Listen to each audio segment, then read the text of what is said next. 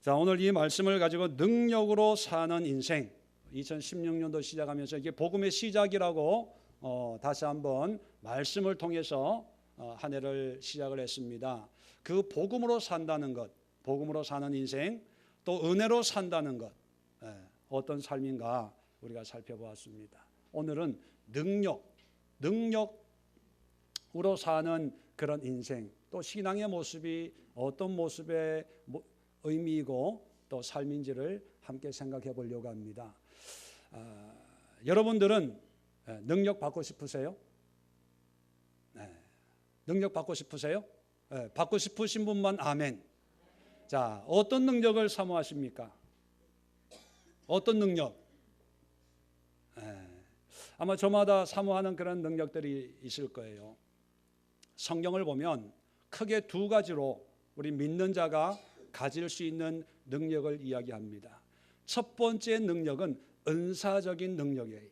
카리스매틱 파워. 카리스마라고 하는 말이 바로 하나님이 주시는 선물, 은사라는 의미를 가지고 있습니다. 이 은사적인 능력이라고 하는 것은 하나님께서 성령을 통해서 어떤 특별한 사람에게 특별한 환경과 상황에 주어지는 그런 능력들이에요. 대표적인 것이 성령의 은사 9가지, 믿음, 방언, 통변, 영분별, 능력, 그리고 지식, 지혜, 말씀의 은사, 이런, 그리고 귀신을 쫓아내고 병을 치료하고, 그리고 엘리야처럼 기도하면 불이 임하고, 그죠? 이런 특별한 사람에게 임하는 은사, 바로 카리스매틱 파워, 그렇게 이야기를 합니다.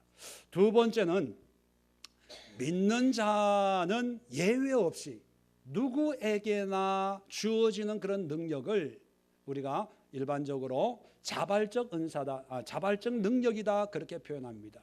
발룬터리 파워, 발룬터리라고 하는 것은 자원에서 자발적으로 그런 의미를 가지고 있죠.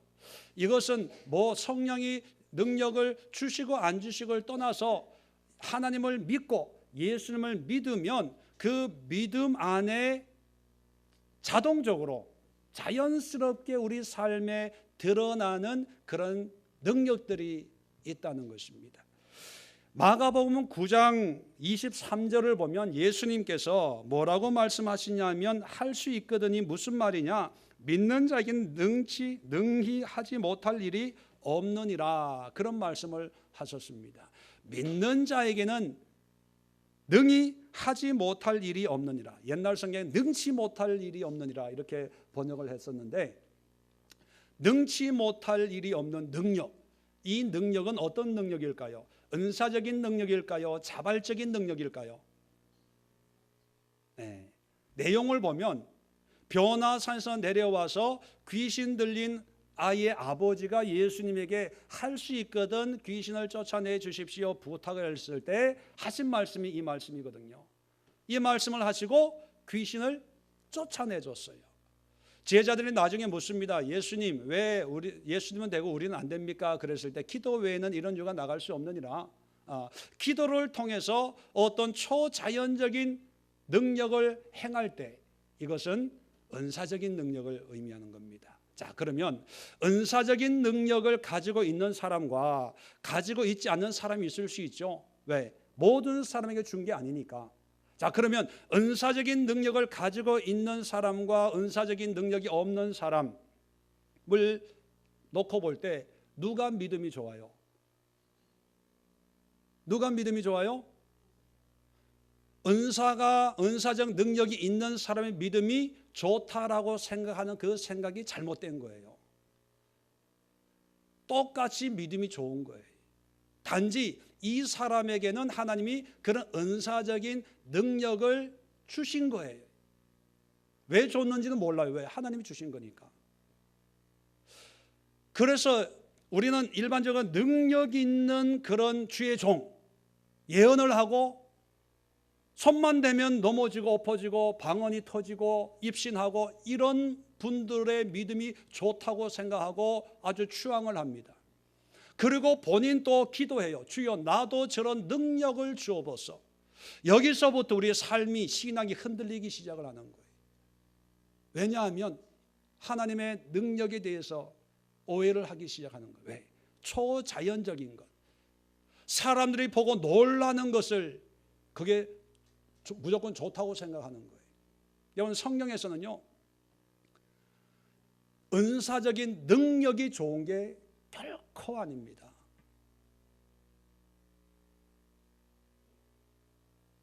단지 하나님께서 그 시대에, 그 상황에, 그 사람을 통해서 그런 어떤 은사적인 능력을 드러내서 뭔가 이루려고 하는 하나님의 목표가 있는 거죠. 그 하나님의 목표와 목적에 쓰임 받는 그 사람의 신앙, 그 사람의 삶이 우리에게 도전이 되는 거지.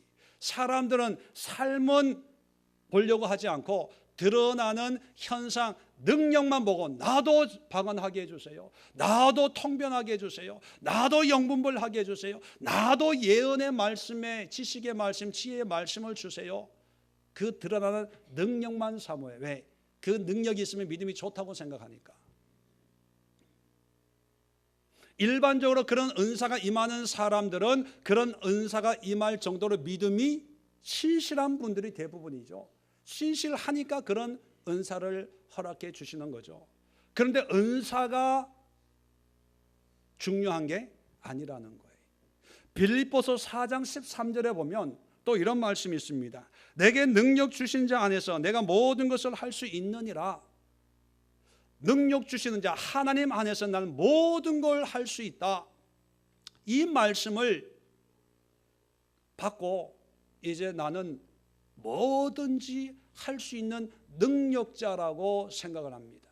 그래서 이 말씀을 액자에다가 넣어놓고요, 책갈피에다가 적어놓고요, 능력 주시는 자 안에서 능치 못할 일 없다. 사탄아 물러가라, 질병아 치료받아라, 가난아 물러가라. 근데 이 말씀의 내용 전후를 보면 그런 모든 걸 할 수 있는 전지전능한 능력을 약속해 주는 말씀이 아니라는 거예요. 그 전 내용을 보면 바울은 모든 환경에서도 자족하기를 배웠다는 거예요. 비천에 처할 줄도 알고 가난에 처할 줄도 알고 어떤 어려움에서도 나는 자족하기를 배웠다는 거예요. 그러면서 하는 말씀이 바로 능력 주신 자 안에서 내가 모든 걸 할 수 있다. 그리고 그 다음 절에 너희도 나의 고난에 참여하였으니 참 잘했다, 이렇게 말씀하고 있습니다. 자, 여기서 모든 걸 할 수 있다는 것은 어떤 일이든지 다 할 수 있다는 의미가 아니고요, 내가 어떤 환경과 상황과 형편에 있든지 간에 하나님 한 분만으로 만족할 수 있다는 그 의미예요. 자, 그러면 모든 걸 할 수 있다는 이 능력은 은사적인 능력일까요? 아니면 자발적인 능력을 의미하는 걸까요? 자발적인 능력. 자발적인 능력이라고 하는 것은요, 믿는 사람이면 예외 없이 누구에게나 임하는 그런 능력을 얘기하는 거예요. 그 얘기는 뭐냐면 귀신 쫓아내는 것은, 병을 치료하는 것은 특별한 은사적인 사람이 할 수 있는 거지만 어떤 환경과 상황과 형편 안에서 내가 모든 걸 할 수 있는 능력은 예수를 믿기로 결단한 사람은 예외 없이 누구나에게 주어지는 기본적인 능력이라는 것입니다. 자, 은사적인 능력과 자발적인 능력의 차이를 여러분 이제 이해하셨죠? 자, 지금까지 능력 받으러 기도원에서 기도하고 작전 기도하고 금식 기도하고 능력 주세요, 능력 주세요, 그렇게 능력을 사모했는데 그 능력이, 사모한 능력이 은사적인 능력이었어요, 자발적인 능력이었어요? 일반적으로 은사적인 능력이 거의 대부분입니다. 왜 은사적인 능력을 사모하는지 아세요? 왜 성경에는 자발적인 능력, 믿는 사람들은 누구나 예외 없이 믿음의 의인이 되어야 되고, 욥처럼, 에녹처럼, 믿음의 선배들의 삶처럼 누구나 의인, 하나님과 함께하는 이런 신실한 믿음의 삶을 살아가는 이런 능력도 성경에 분명히 기록되어 있는데, 은사적인 능력을 삼하는 이유는 두 가지입니다.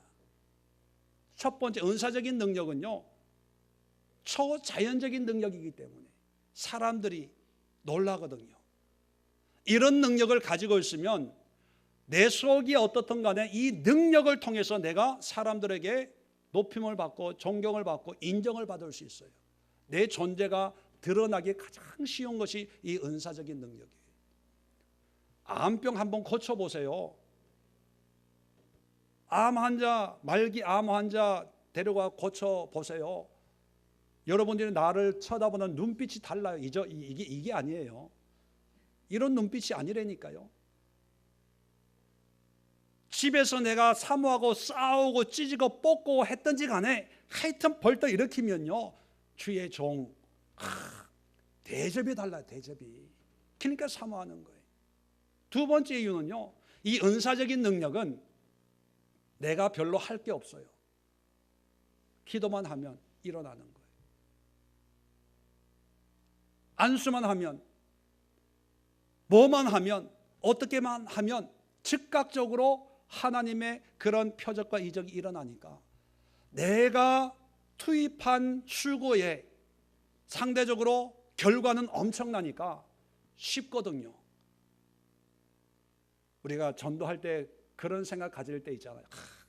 뭐 전도가 잘 안 되는 사람이 있으면 내가 그냥 기도해가지고 그냥 천국도 보고 지옥도 보게 하면 전도가 쉬울 텐데, 이렇게 생각하는 분들 있잖아요. 아니면 그냥 강팍한 사람 있으면 내가 기도해가지고 그냥 하나님이 이 강팍한 성경을 팍싹 깨뜨리면 정말 전도가 편할 텐데 그런 능력 안 주시나? 저도 그럴 때가 있어요. 저도 내가 수고한 것보다 그 열매가 엄청 크니까 그냥 이런 능력 하나 받으면 그냥 끝나는 거예요. 내가 애쓰고 노력하고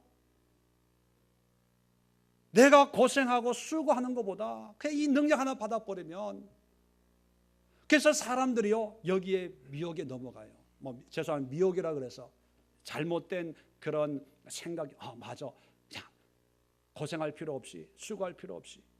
제가 목회하는데요, 목회하는데 누가 그래요? 목사님 능력 받아야 된대. 능력 받아야 된대. 능력 받으면 그냥 사람들은 모여온다는 거예요. 누가 능력 받기 싫어서 안 받습니까? 안 주시는 걸 어떻게 해요? 저도 능력 받으려고 기도도 해보고 뭐 많이 해봤죠. 그런데요, 제가 목회를 하면서 신앙생활하면서 깨닫는 게 뭐냐면, 그 능력을 받기 위해서 또는 그런 능력이 임하는 사람들을 보니까 그 은사적인 능력이 임하기 전에 그 삶 속에, 믿음 속에 있는 또 다른 능력이 있더라고요. 그게 뭐냐면 자발적인 능력이에요. 자발적인 능력. 은사가 있건 없건 상관없이 내가 예수님을 믿고 예수님의 자녀가 됐다는 그 순간부터 하나님 앞에 나도 모르게 의식하든 의식하지 않든 이 세상에 드러나는 그런 능력들이 있습니다. 예수님은 은사적인 능력도 때를 따라 사용하셨어요. 그런데 예수님이 이 땅에 오신 목적이 뭡니까? 기적과 이적을 행하기 위해서 오신 게 아니죠. 인간의 구원을 위해서 오셨습니다. 구원을 위해 오신 그 예수님이 그 구원, 십자가로 상징되어지는 그 십자가 사건을 이루기 위해서는 은사적인 능력을 사용하지 않았어요. 제가 예수님이었으면 오늘 성경에도 보면 빌라도에게 재판을 받고 있는 상황 아닙니까? 제가 예수님이었으면 이렇게 재판을 안 받을 거예요. 왜냐하면 모세도 바로 앞에 섰을 때 10가지 재앙을 보여줬습니다. 그 결과 바로가 손들고 그래 인정할게, 내 백성을 데리고 가라, 그렇게 출애굽을 시켰지 않습니까? 마찬가지로 예수님도 빌라도 앞에 재판을 받고 있을 때 모세는 10가지 재앙이지만 예수님은 100가지 재앙도 더 행할 수 있는 분이에요. 이런 은사적인 능력 몇 가지만 보여줬어도 빌라도 입을 통해서 예수님 당신은 하나님의 아들입니다. 대제사장들이 당신을 죽이려고 고소서 고발을 해도 나는 믿습니다. 당신은 하나님의 아들입니다. 고로 당신은 죄가 없습니다. 아마 이렇게 만들 수 있었을 거예요. 그런데 예수님의 은사적인 능력은 가난한 사람, 어려운 사람, 과부의 아들을 살려주고 창녀들과 함께 먹고 마시면서 그들에게 베풀었지, 예수님의 지상 과제였던 인간의 구원을 위해서는요, 그 은사적인 능력을 한 번도 사용하지 않았어요. 세상적으로 볼 때는 무능하게 보입니다. 세상적으로 볼 때는 저게 하나님의 아들이냐, 저게 신이냐, 저 사람이 무슨 선지자냐, 이렇게 보여질 정도로 비참하고 초라하고 보잘것없는 그런 모습으로 십자가를 지셨습니다. 그 결과 우리가 구원을 얻게 됐다는 거죠. 그렇게 보면 은사적인 능력이 귀하냐, 자발적인 능력이 귀하냐, 여러분 이걸 깨달아야 돼요. 이 세상은 은사적인 능력을 더 높여 생각할 거예요. 왜? 세상이 그런 거니까. 놀랍게 여기는 것, 초자연적인 것, 신비한 것, 여기에 사람들은 다 마음이 끌립니다. 교회도 그래요. 은사적인 그런 사역을 한다 그러면 다 끌려요. 기도해도요, 기도해가지고 뭐 말씀을 주고 예언의 말씀 준다 그러면 교회 안 나오는 사람도 나와서 기도받고 가요. 기도할 때만 기도받고 다른 때는 기도 안 받아요. 그게 세상이에요. 그러니까 목회 잘 하려면은요, 이런 시대의 마음을 읽고 그걸로 사람의 마음을 얻으면서 목회하면 목회 부흥이 돼요. 부흥이 돼요. 저도 개인적으로 기도 받으러 오는 사람들이 있어요. 저도 기도하면 사람들의 그런 마음과 그걸 하나님이 주시는 그런 게 저는 제 스스로는 있다고 믿습니다. 근데 한 번도 사람들의 그걸 가지고 어떻게 해봐야 되겠다라고 한 적이 한 번도 없어요. 왜? 그것이 진리가 아니니까. 그것이 목적이 아니니까.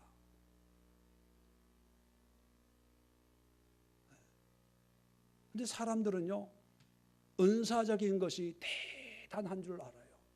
그리고 이걸 가지고 싸워요. 그 교회가 어떤 교회입니까? 고린도 교회잖아요. 고린도 교회.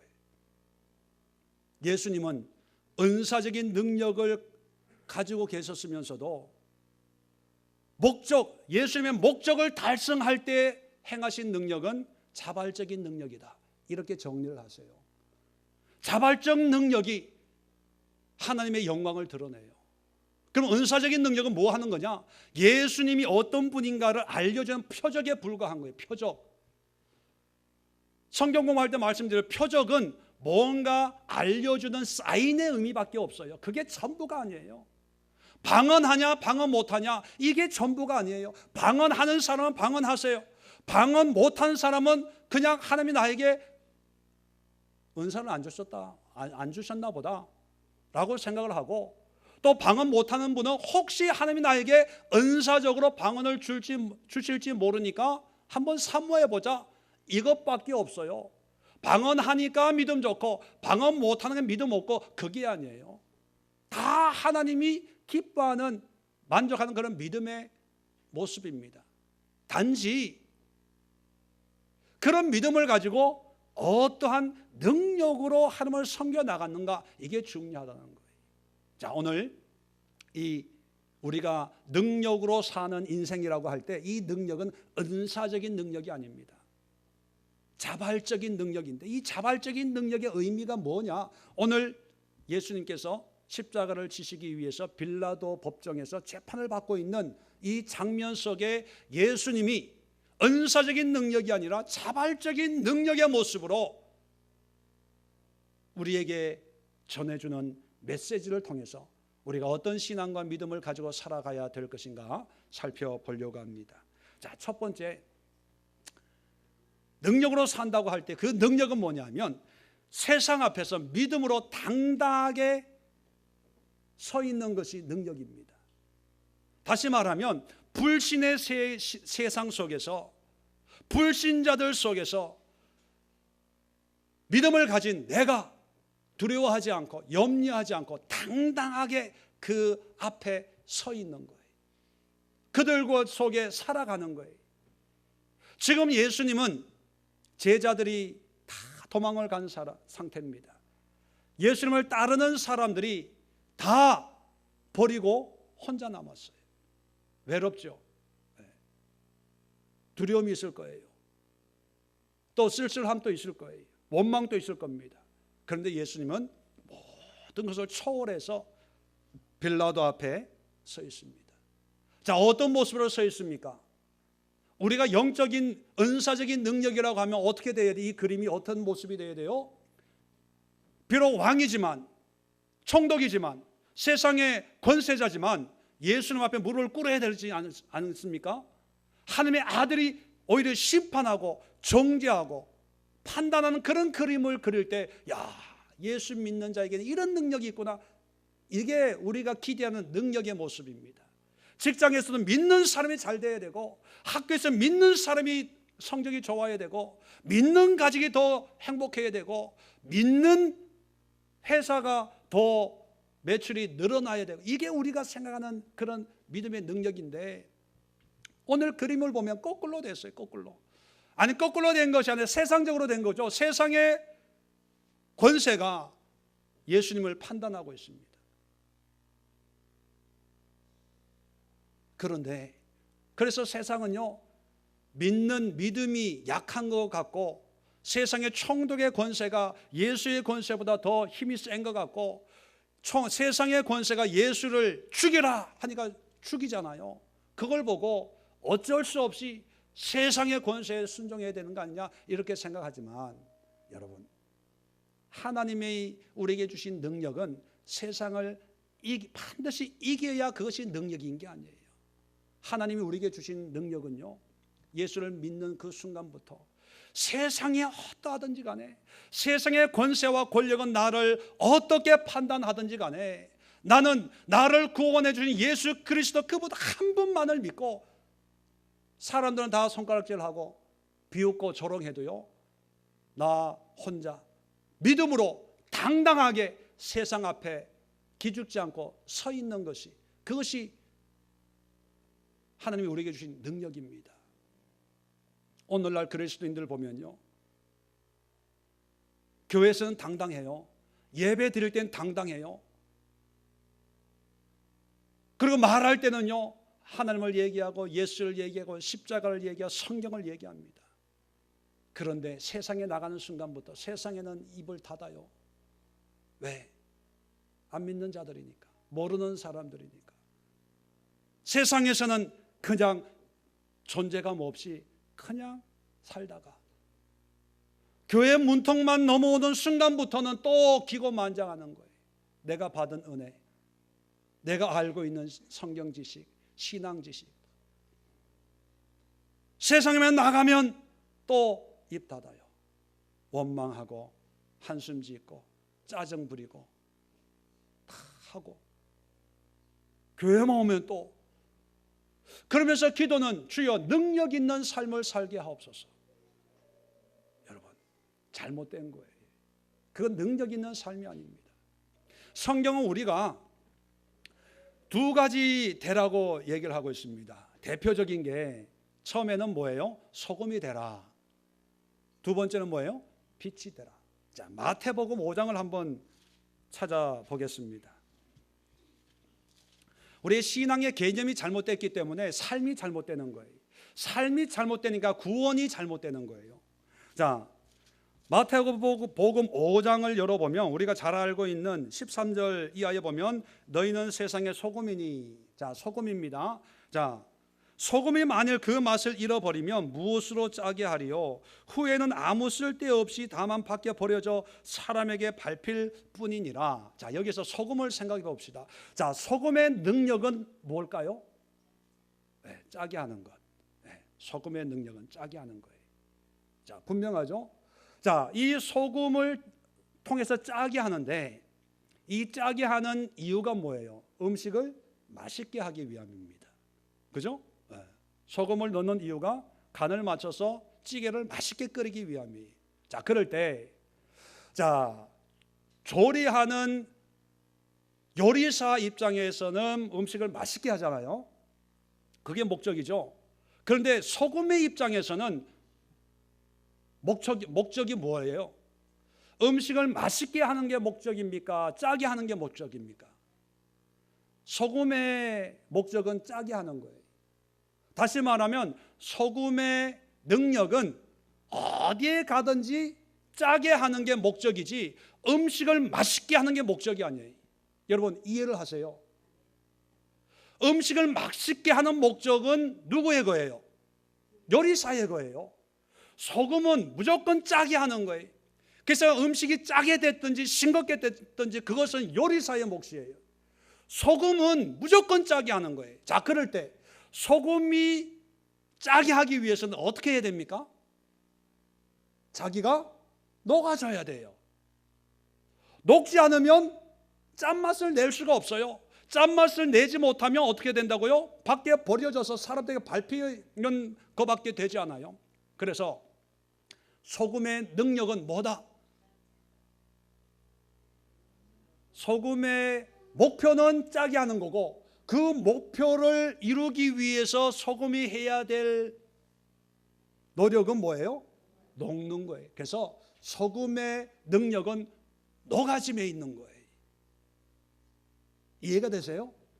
너무나 이게 고차원적인 이 철학적인 설교를 하고 있는데 지금까지 우리의 이 소금을 우리로 비유하면 지금까지 우리의 기도와 우리의 능력을 어떻게 표현하고 싶어 하냐면 맛있는 음식 만들어 달라고 기도한 거예요.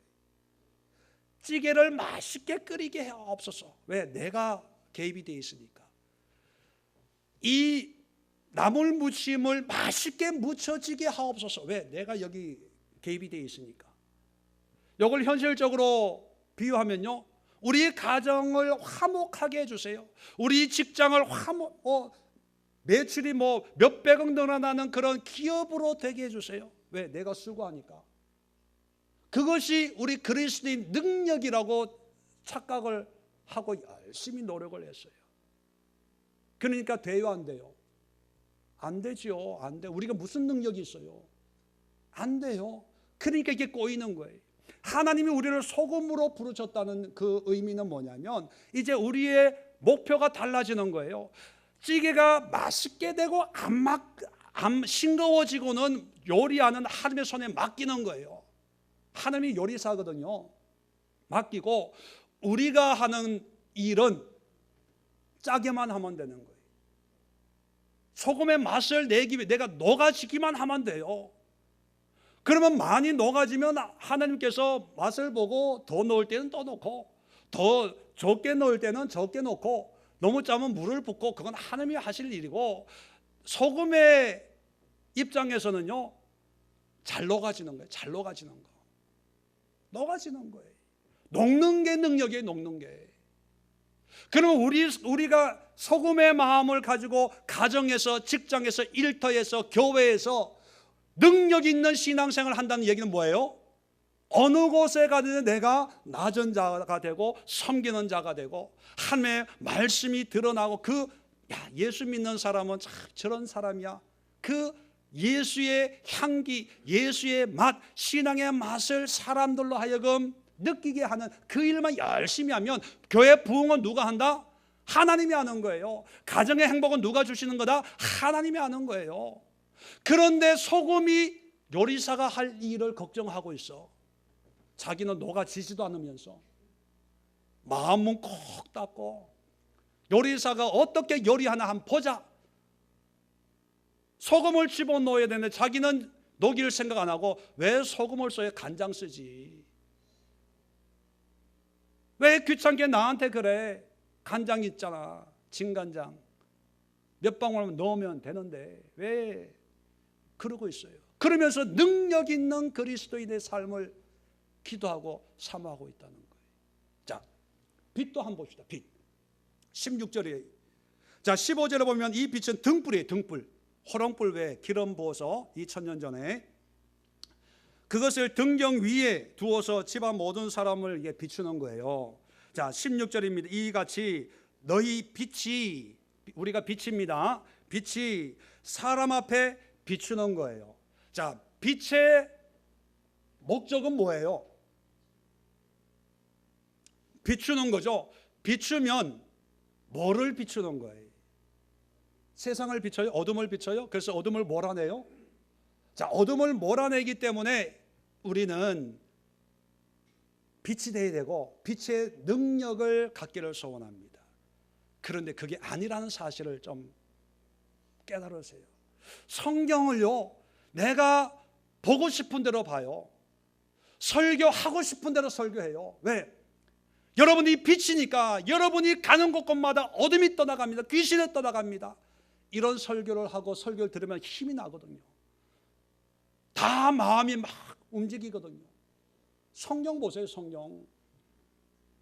사람을 비치게 하여 그들로, 사람들로 하여금 너희 착한 행실을 보고, 자, 이 빛이 비치는데 이 빛이 왜 비칩니까? 세상을 방안을 비추기 위해서 비춰요? 아니면 나를 보이게 비추는 거예요? 성경 보세요. 너희 착한 행실을 보고. 빛이 없으면 못 보잖아요. 불을 붙여가 등경 위에 비춰서 온 방을 비추는 게 방에 있는 옷장 보라고, 방에 있는 옷을 보라고, 방에 있는 핸드백 보라고 비추는 게 아니고, 이 빛을 비춰가 너의 착한 행실을 보고 사람들이 너희 아버지께 영광을 돌리게 하라. 이 빛이 비추는 목적은 뭐냐? 다른 사람을 비추는 게 아니라 나를 비추는 거예요. 나를. 나의 삶을 비추는 거예요. 성경 말씀이잖아요. 내가 없는 얘기합니까? 그런데 오늘날 이 빛이라고 생각을 하면서 사람을 비춰. 이렇게 신앙을 생각하면 안 돼. 잘못됐어. 안 돼, 안 돼, 안 돼. 자기는 그 뒤꿈치는 못 따라가면서, 자기는 기도 한번 제대로 못하면서,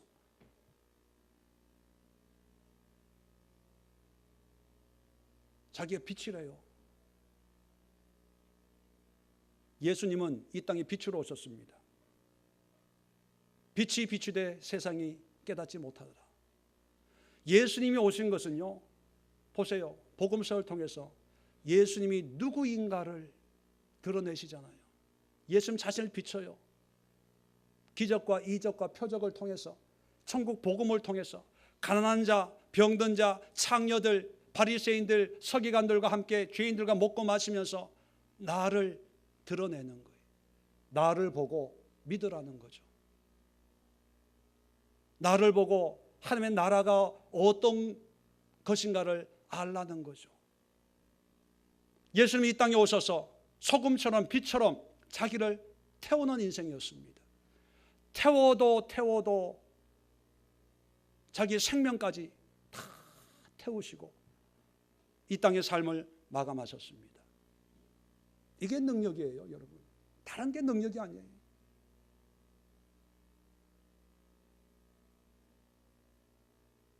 소금의 능력을 통해서, 빛의 능력을 통해서 내가 뭔가 세상에 뭔가 이루고 뭔가 보여주고 뭔가 대단하다, 이것이 아니라 소금과 빛의 능력은 뭐냐면 내가 녹아지고 내가 빛처럼 내가 태워져서 그 나의 착한 행실이라는 것이 윤리 도덕적인 착함이 아니고 말씀에 순종하는 믿음으로 사는 그 온전한 삶을 사람들이 보고, 정말 하나님 믿어야 되겠다. 한 믿는 사람은 뭐가 달라도 다르구나. 이거를 알도록 해야 되는 것이, 그것이 우리의 능력이에요. 그런데 오늘날 보면 우리 가정부터 안 됐어요. 엄마 아빠 때문에 애들이 교회를 안 다녀요. 여러분 그거 아셔야 돼요. 아이들의 신앙을 막고 있는 사람이 누구냐? 부모들이에요. 우리가 회개해야 돼요. 또 교회적으로 보면요, 성도들이 영적으로 성장 못하는 게 뭐냐? 목사님들 때문이에요. 교회 지도자들 때문입니다. 저는 그렇게 봐요. 우리가 회개해야 돼요. 왜 그렇습니까? 세상 앞에 혼자서는 두려워서 못 쓰거든요. 그럼 몇 명이 있어야 교회가 부흥이 되는 게 좋습니다. 저도 그런 부흥을 원합니다. 그런데 세상에 수적인 부흥을 내가 추구하지 않는 이유가 뭔지 아세요? 세상에서는 빌빌 거리고 돌아다니면서 어디 가서 예수 이름 한 번 전도 한번 제대로 못하면서 교회 와가지고는요, 예수가 어쩌고 성경이 어쩌고 신앙이 어떻고 예배가 어쩌고 찬양이 어떻고 성가대가 어떻고 이렇게 얘기합니다. 왠지 아세요?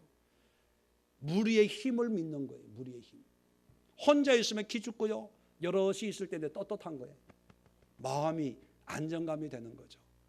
여기서는 신앙적인 게 내가 몰라도 그냥 그 무리 속에 그냥 섞여서 이런 얘기 저런 얘기 하고, 그런 무리들이 5천 명, 10,000명 있으면요, 다 아군이 아군. 세상만 나가면 적군이고. 그러니까 교회가 너무 좋은 거예요.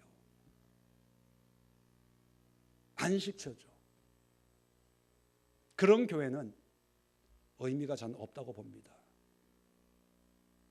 우리 교회가 추구하는 목적이 우리 성도님들이 어느 곳에 가든지 내가 만난 예수 그리스도로 신앙생활하고 예배하고 그 예수의 삶을 전할 수 있고 또 살아갈 수 있는 그런 성숙한 그리스도를 양육하는 거예요. 그러니까 예배만 열심히 드리세요, 헌금 많이 하세요, 이 목적이 아닙니다. 여러분, 우리 그리스도인들에게 주신 첫 번째 능력이 뭐냐면 세상에 당당하게 서는 것이 능력인 줄로 믿습니다. 여러분, 그렇다면 이 능력은 누구에게나 주어진 거기 때문에 교회에서도 물론 당당하죠. 하나님의 임재의 예배니까. 근데 학교에 가서도 직장에 가서도 일터에 가서도 당당하십시오. 그 모습이 빌라도 앞에 예수님의 모습처럼 때로는 좀 처량하기도 하고 나만 믿는 것 같기도 하고 세상 앞에 내가 너무 초라한 것 같기도 하고 감정적으로 마음으로 힘든 그런 어려움이 있더라도요, 여러분, 결국은 누가 이겨요? 결국은 누가 심판을 해요? 하나님이 심판해요. 결국은 하나님이 이겨요. 세상을 이기는 이김은 이것이니 너희의 믿음이니라. 결국은 이겨요. 여러분, 전반전 후반전에서 전반전 5대 0으로 져도 여러분 기죽을 필요가 없어요. 왜? 제 방송인데 보니까 6대 5로 이겼더라는 거예요. 그죠? 여러분, 모를 때는 마음이 졸이죠. 그런데 제 방송 보고 결과를 알아요. 그러면 전반전 5대 0으로 지고 있어도 마음 졸여요, 안 졸여요? 안 졸여요. 왜? 후반전에 6골 넣는 걸 봤거든. 이게 당당함이에요. 이게 그리스도인들의 주어진 능력이라는 거예요. 계시록 보십시오. 결국은 이게 결국은 이긴 게임을 하는 거예요. 그런데 이 세상이 그걸 모르니까 우리를 예수님을 심판하는 거예요. 그런데 그 요한계시록의 결과를 알고 있다고 하면서도 우리는 다 조마조마 어떻게 병원 갔더니만 더 큰 병원에 가래. 어떻게 나 죽었나 봐. 수술하래. 어떻게 돈이 없어. 어떻게 해요? 올 말까지 내일이네요. 내일까지 돈 1,000만 원이 필요해. 1,000만 원이 필요. 어떻게 이제 끝이다. 끝. 죽었어. 여러분, 하나님이 죽어라 그래야 끝이 나는 거예요. 하나님이 끝 하기 전까지는 끝이 아니에요. 저는 그걸 믿어요. 그러니까 이렇게 당당하게 뻔뻔하게 살죠. 갈 길이 먼데. 자, 두 번째, 첫 번째 당당하게 서는 게 능력이고, 두 번째는요, 진리를 붙드는 게 능력이에요. 지금 2절에 보니까 빌라도가 묻습니다. 내가 유대인의 왕이냐? 그랬더니만 예수가 대답하여 이르되 내 말이 옳도다. 내가 유대인의 왕이라는 게. 지금 예수님은 무슨 이유로 여기 잡혀왔고 또 어떻게 될까라는 걸 다 알고 있죠. 자, 세상적인 방법 같으면은 사실은 이렇고 저렇고 이런 변명을 하겠죠. 또 타협을 하겠죠. 적당하게 어떻게 거래를 하겠죠. 그런데요, 예수님은 내가 유대인의 왕이다, 그렇게 얘기를 하고 있습니다.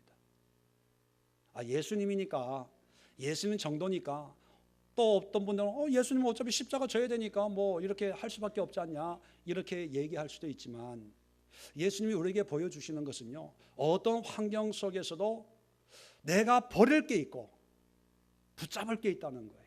제자들은 떠났습니다. 추종하는 많은 사람들은 다 떠났어요. 그들에게 뭐 원망하지도 않고 섭섭해하지도 않았어요.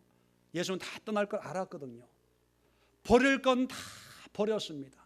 가족들도 뭐 물론 재산도 없었지만, 그런데 다 버리지만 끝까지 붙들고 있는 게 있어요. 그게 진리라는 거예요. 진리. 내가 누구인가? 내가 무엇을 위해서 이 땅에 왔는가? 내가 어떤 존재이라는가? 이 진리, 우리에게는 복음이죠. 복음.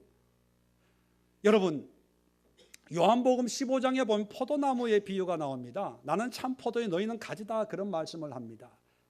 자, 나에게 붙어 있으면 열매를 많이 맺고 붙어 있지 않으면 불에 태워버린다, 그런 비유가 있죠.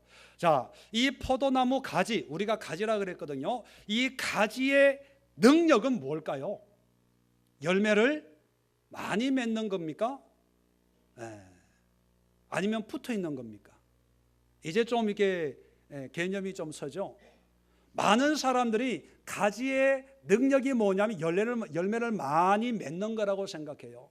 그래서 전도도 많이 하고 봉사도 많이 하고 헌금도 많이 하고 교회 충성도 많이 하고 많이 하는 거가 능력이라고 생각하고 또 그렇게 가르쳤어요. 그래서 은혜 받고 열매를 많이 맺어서 한국교회가 이렇게 짧은 시간에 부흥이 됐습니다. 자, 그러다 보니까 정말로 놓친 게 있는데 뭐냐면, 자 보세요. 가지가 나무에 붙어 있는데 열매를 많이 맺을 수 있는 절대적인 조건은 뭐냐면 붙어 있는 거예요. 붙어 있는 이유가 뭡니까? 붙어 있어야 수분과 영양분을 공급을 많이 받죠. 잘 붙어 있으면 영양분을 많이 공급받으면 열매는 자동적으로 열리는 거예요. 적게 붙어 있으면, 가지의 끝자락에 붙어 있으면 영양분이 잘 안 올라오니까 열매는 맺긴 맺지만 작은 열매까지 밖에 맺지를 못하는 거예요. 여러분, 가지 입장에서는 열매를 많이 맺고 적게 맺고 굵게 맺고 잘게 맺고, 이것은 자기가 하는 일이 아니고 내가 붙어 있을 때 뿌리로부터 영양분을 얼마나 내가 먹고 마시고 사냐에 따라서 그 결과로 만들어지는 부산물이에요. 부산물. 가지의 능력은 뭐냐? 얼마나 줄기에 붙어 있는가? 이게 능력이에요.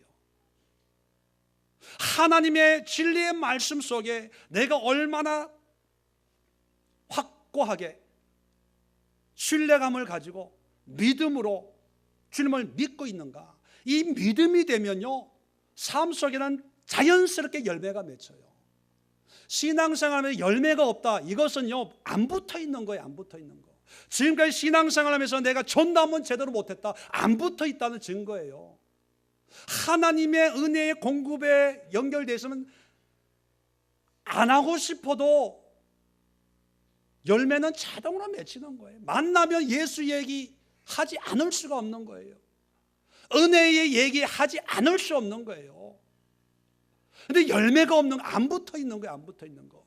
그러나 자기는 붙어 있다고 착각하고 사는 거죠. 착각하고. 가지의 능력은요, 붙어 있는 거예요. 붙어 있는 거. 자, 그러면 이것을 우리 입장으로 비교를 해보면 진리의 말씀에 내가 얼마나 확고하게 이 진리의 말씀을 붙들고 있는가, 이게 우리의 능력이에요. 기도했더니만 하나님이 돈을 얼마를 주셔서, 이거는 능력 아니에요. 기도했더니 사업을 하는데 뭐 매출이, 이건 능력 아니에요. 하나님이 주신 그냥 은혜의 선물이죠. 이제 우리 교회는요, 뭐 기도했더니만 뭐 사업이 앞으로 그렇게 될 거예요. 근데 이게 능력이 아니라는 걸 알고 계세요. 그냥 축하만 해주는 거예요. 네. 아유, 수고하셨네요. 당연하죠. 뭐 어떤 게임을 운동하면서 게임을 보니까 당연하지 뭐 이런 게임이 있더라고요. 뭐 하니까 당연하지. 너 바보지? 그래도 당연하지. 뭐 이런 게임이 있더라고요. 네. 그런 당연한 거예요. 우리의 관심은 내가 얼마나 진리의 복음을 붙들고 사모하고 사는가. 여러분, 예를 한번 들어보세요. 여러분의 집이 배라고 가정을 해봅시다. 여러분의 집이 배예요. 근데 이 배가 파선의 위험 속에 있습니다. 풍랑 속에. 그래서 이 파선의 이 위기를 벗어나려면 뭐기 버려야 돼요. 그러면 여러분 제일 먼저 뭘 버리겠어요? 네. 네. 뭐 버릴 게 없어요? 죄송합니다. 인권사님은 뭐부터 버리실 거예요? 네. 춘향이처럼 먼저 몸을 버려요? 일반적으로 보면 제일 무거운 거, 그런데 가치가 없는 거, 그죠? 있어도 그만 없어도 그만, 그런 것부터 이렇게 하나씩 버리기 시작을 하다가 나중에 버리는 게 뭐예요? 제일 소중한 거, 남편을 버리고 어떤 사람은 끝까지 돈, 자기가 소중하게 여기는 거가 제일 나중에 버리는 거죠. 자식들.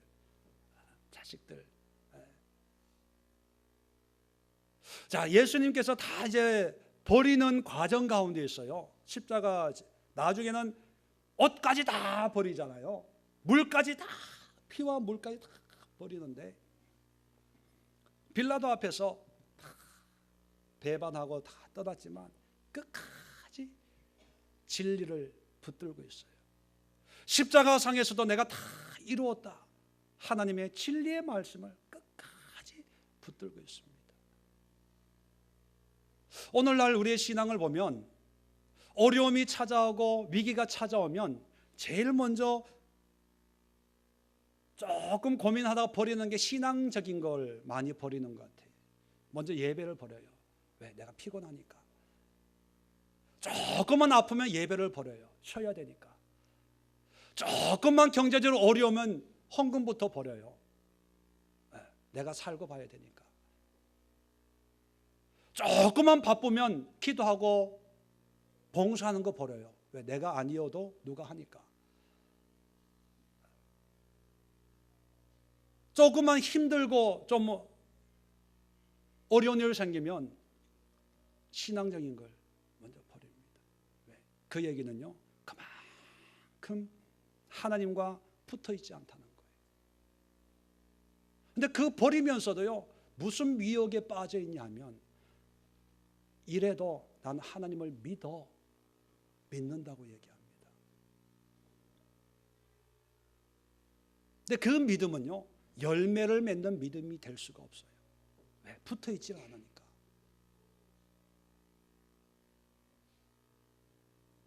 교회는요, 내가 아니어도 유지가 돼요.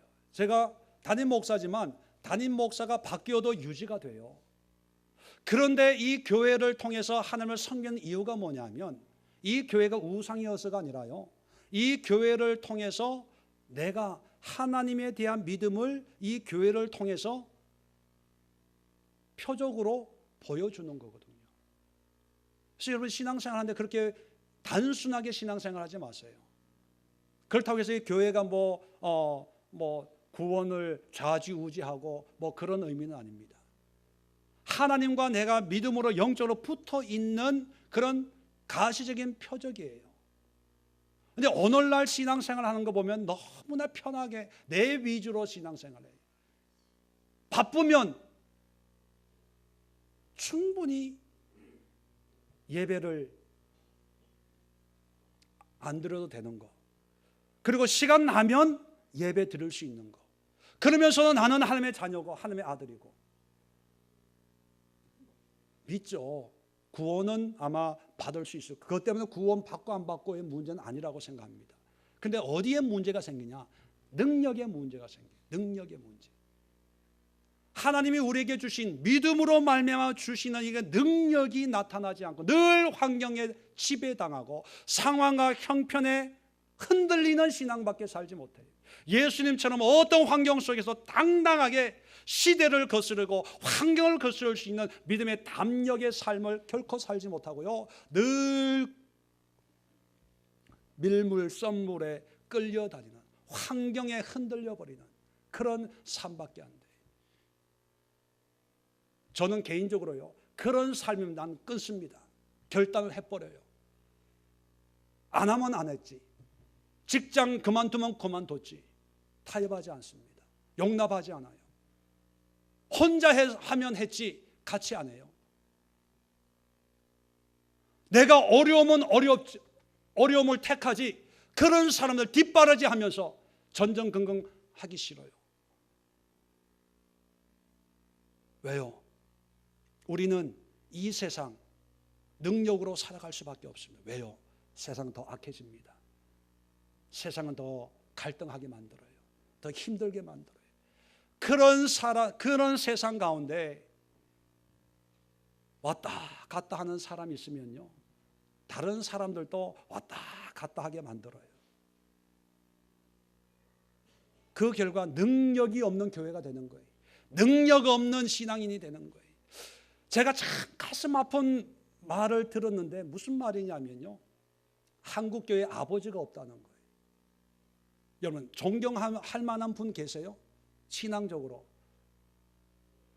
기독교 역사가 한 200년, 카톨릭 역사하고는 더 길지만 200년 전도 되는데, 그 믿음의 씨가 이제 떨어져서 이렇게 자랐는데, 외적으로는 세계에 자랑할 만한 그런 큰 교회가 몇십만 명 모이고 세계 자랑을 해요. 그런데 내부적으로 보면 존경할 만한 분 있어요? 저는 개인적으로 없어요. 솔직하게 말씀드리면 부흥회를 하고 싶어도요, 부흥회 초빙하고 싶은 분 없어요. 교만해서 그런지는 몰라도, 또 몰라서 어디에 있는지 몰라서 그런지 몰라도, 그래서 지금까지 7년 된 부흥회 한 번도 안 했어요. 하면 제가 하지, 우리끼리 기도회하고. 왜 존경할 만한 분이 없을까? 미국에서 공부할 때는요, 미국의 교수님들 신학적인 책을, 아주 깊이 있는 책을 많이 써서 그걸 교재로 공부를 해요. 한국에 와보니까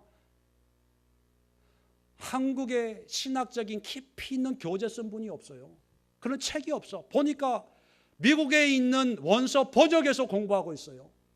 난 그게 이해가 안 돼. 왜 한국에서 신앙생활하는데 한국적인 사고, 한국적인 그런 환경 속에서 공부하고 연구하고 목회해야지.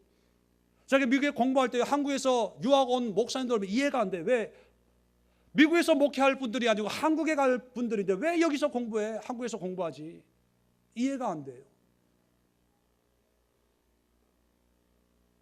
왜 아버지가 없을까?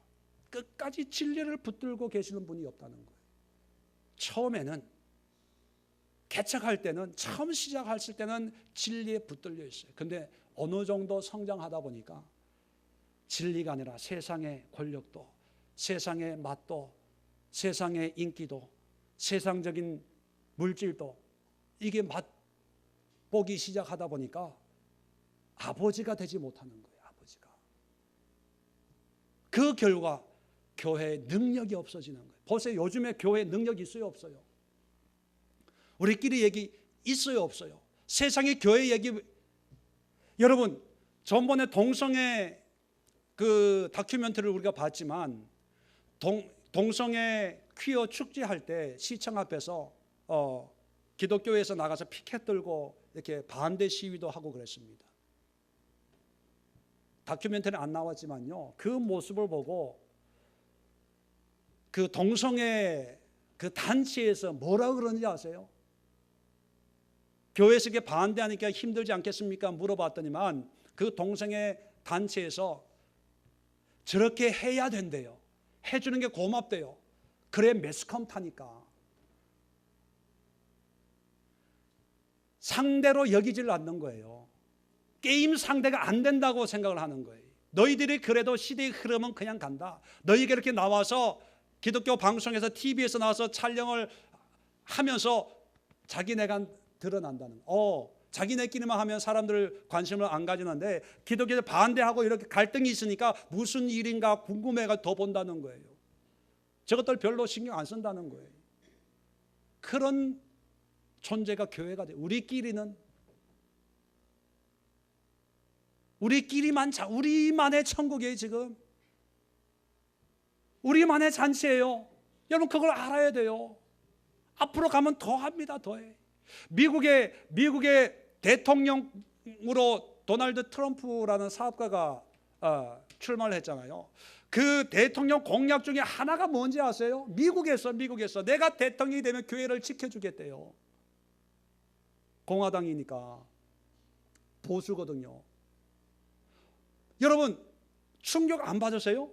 내가 대통령이 되면 교회를 지켜주겠대요. 그 얘기는 지금 교회가 만신창이라는 거예요. 힘이 없다는 거예요. 그러면서 교회 예배 드리면서 하나님의 나라가 어떻고, 이거 바깥 사람들 보면 웃겨요. 네가 뭔데? 너네가 뭔데? 왜 그렇습니까? 우리가 방언을 못해서 그래요? 예언의 말씀이 없어서 그래요? 믿음의 능력이 없어서 그래요? 지혜의 지식의 말씀이 없어서 그래요? 은사적인 능력이 부족해서 우리가 세상에 이렇게 조롱을 당하고 있습니까? 그런 은사 얼마나 많아요. 우리 교회에서도요, 붙들고 기도하면 방언 터져요. 지난주에도 방언 받으신 분 계세요. 예언의 말, 지식의 지혜의 말씀, 예언의 말씀, 우리 수요 기도에 훈련하잖아요. 말씀으로 권면하고 말씀으로 기도하고. 제가 은사적인 대놓고 얘기는 안 하지만 교만해질까 봐. 영분별력 능력 없어요? 있어요. 방언 통변 없어요? 있어요. 그런데 이런 능력 때문에, 이런 능력이 없어서 이 지경이 됐습니까?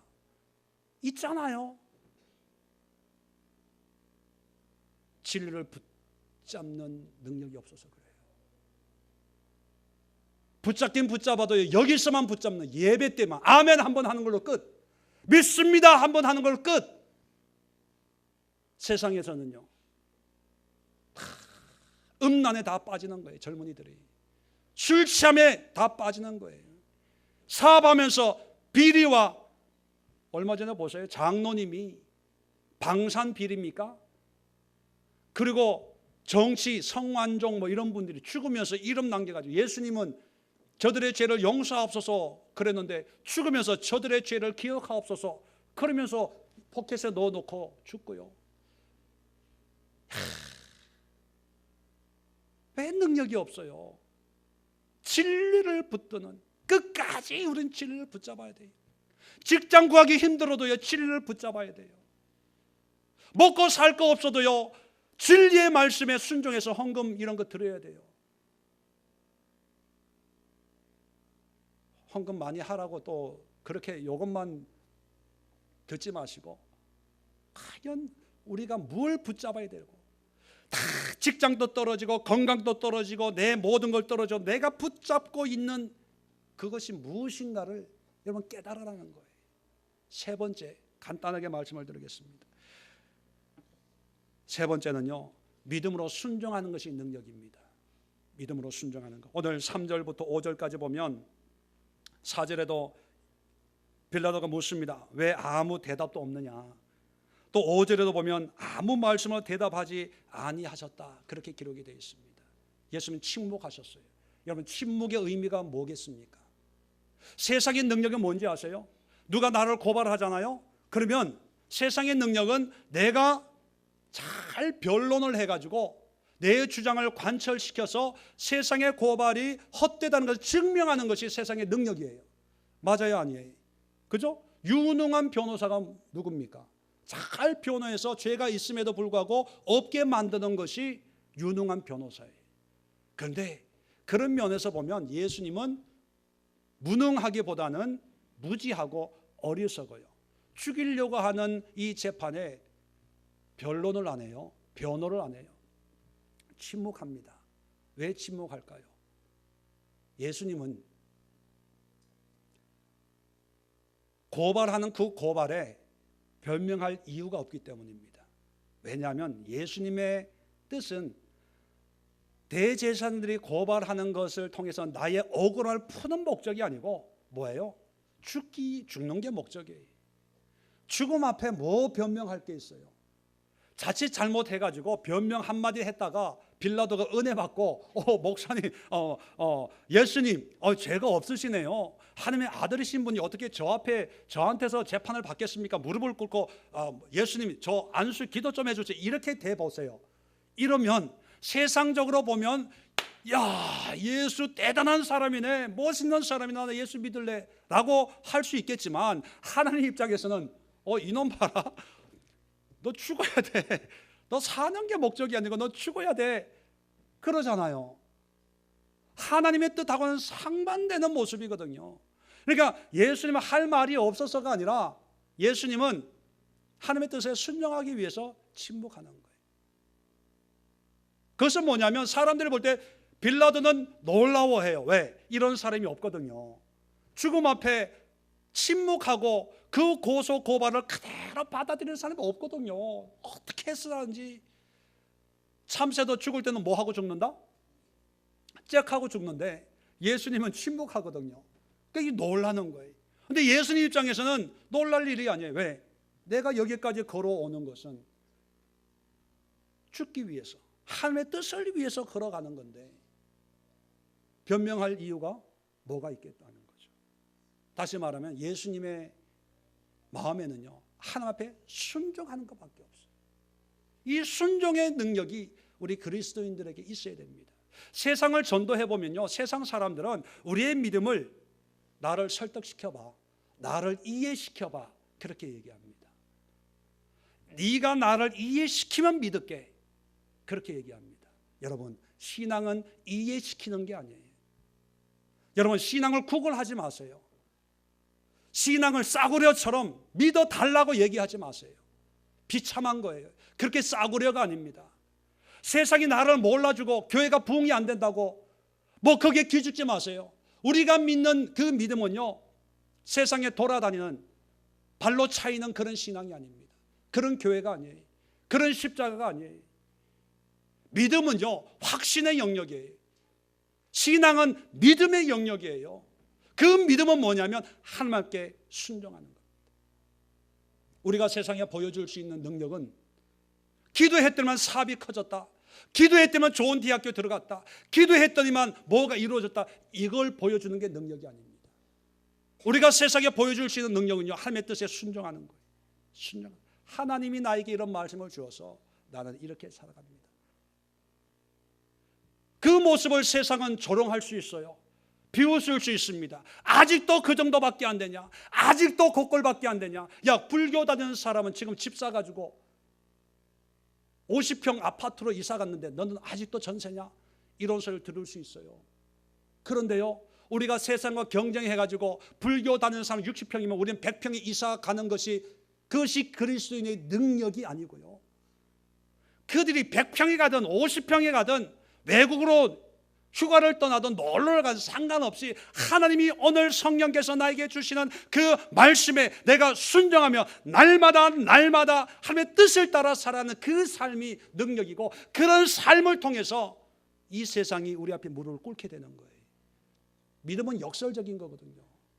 그런데 우리 신앙인이 세상의 방법을 그대로 따라가려고 해요. 세상과 경쟁하려고 해요. 하나님은요, 세상과 경쟁의 대상이 아니에요. 말씀으로 창조하신 분이 하나님이신데 하나님의 입장에서는 세상의 경쟁의 대상이야. 구원의 대상이, 긍휼과 자비와 불쌍히 여김의 대상인데 우리는 왜 그런 마음을 못 가질까요? 왜 우리는 큰 세상에, 예를 들면 삼성의 이건희 회장 같은 이런 사람들 보면서 왜 부러워가지고 침을 흘리는지 몰라요. 우리는 그들을 불쌍히 여겨야 돼요. 안타깝게 여겨야 돼요. 왜?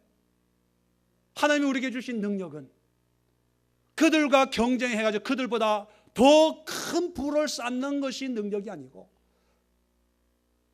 구원의 주가 되신 예수님의 음성에 순종해서 오늘 예배하고 오늘 찬송하고 오늘 순종하고 오늘 헌신하는 그런 삶을 사는 것이 바로 능력이고, 그것이 승리고 영생이고 행복인 것을 우리가 믿기에 부러워할 필요가 없는 것입니다. 예수님은 은사적인 능력도 사용하셨습니다.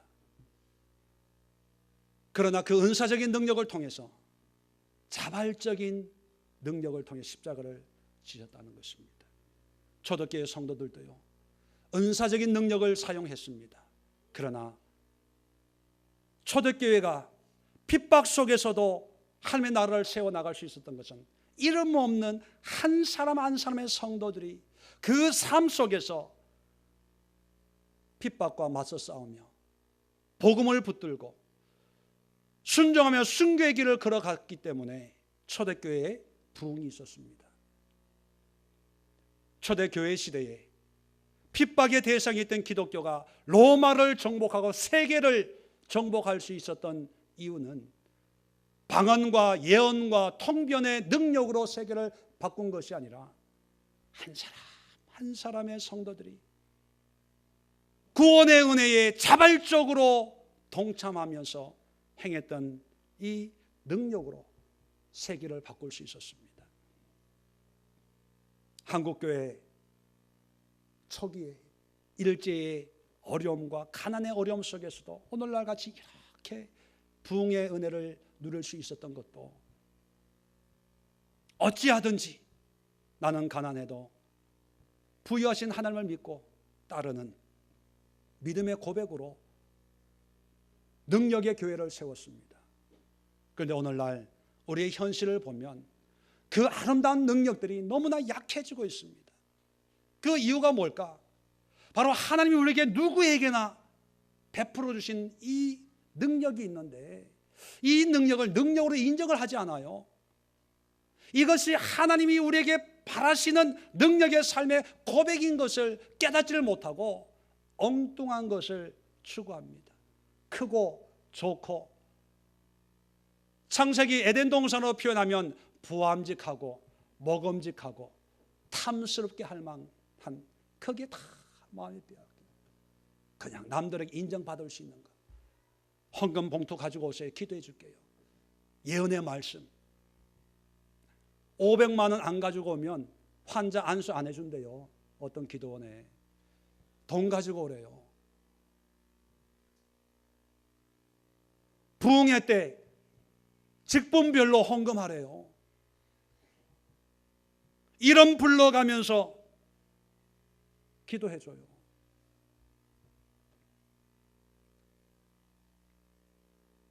그것이 능력이었다면 한국교회는 이 모습이 아니었을 겁니다. 그것이 능력이었다면 우리 그리스도인들의 신앙의 모습이 이 꼴은 아니었을 겁니다. 여러분, 능력으로 산다는 삶의 의미를 다시 한번 깨달으시기 바랍니다.